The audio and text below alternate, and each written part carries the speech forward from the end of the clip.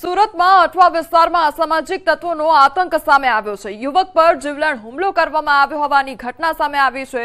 હુમલાની ઘટના સીસીટીવી કેમેરામાં કેદ થઈ છે। હુમલો કરનારમાં ભૂપેન્દ્ર ઉર્ફે ભોપો અન્નો તેમજ પકા હોવાનો આરોપ લગાવવામાં આવી રહ્યો છે। આ બંને અગાઉ હત્યાના ગુનામાં જેલ ભેગા થયા હતા। તો સુરતની આ ઘટના સામે આવી છે, જેમાં યુવક પર જીવલેણ હુમલો કરવાની ઘટના બની છે અને આખી ઘટના સીસીટીવી કેમેરામાં કેદ થઈ છે। તો હુમલાની આખી ઘટના સીસીટીવીમાં કેદ થઈ છે। બીજી તરફ લોકોમાં ડરનો માહોલ પણ સર્જાયો છે, કારણ કે અઠવા વિસ્તારની આ ઘટના સામે આવી છે, જેમાં હુમલો કરવામાં આવ્યો છે।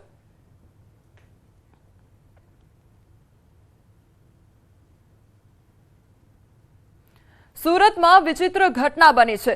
ગોડાદરાના અંકુર એપાર્ટમેન્ટની આ ઘટના સામે આવી છે કે જ્યાં એક યુવકે મહિલાનો પોશાક ધારણ કરી બિલ્ડિંગની ગાડીઓને સળગાવી દીધી છે। સ્થાનિક રહીશોએ પોલીસ ફરિયાદ નોંધાવી તો અજાણ્યો મહિલાના પોશાક ધારણ કરી બિલ્ડિંગની ગાડીઓને સળગાવે છે। ફરિયાદ બાદ પણ કોઈ કાર્યવાહી ન થતા રહીશોમાં રોષ જોવા મળી રહ્યો છે। અજાણ્યા શખ્સની કરતૂતથી ગોડાદરા વિસ્તારમાં ફફડાટ વ્યાપ્યો છે।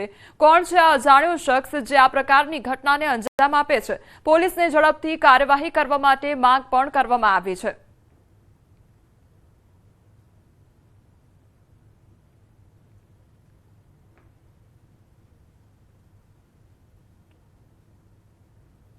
સુરતમાં નકલીની બોલબાલા જોવા મળી રહી છે। જ્યાં જુઓ ત્યાં નકલી જ નકલી અને ડિમોલેશનની નકલી નોટિસ દિવાલ પર લાગી છે।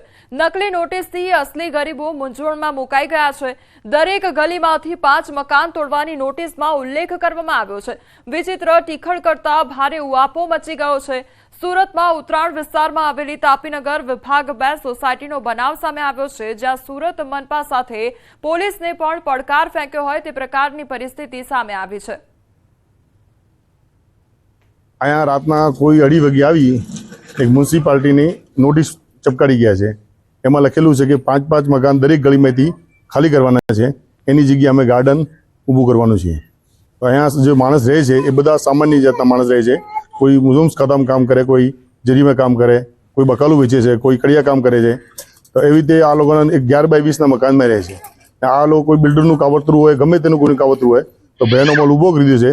અહીંયા ભય બહુ મોટું થઈ ગયું છે। તો અમે મ્યુનિસિપાલિટી જાણ કરતા કે મ્યુનિસિપાલિટી કહી ગયા કે અમારી કોઈ એવી નોટિસ મોકલાવી નથી। તો ડિમોલેશન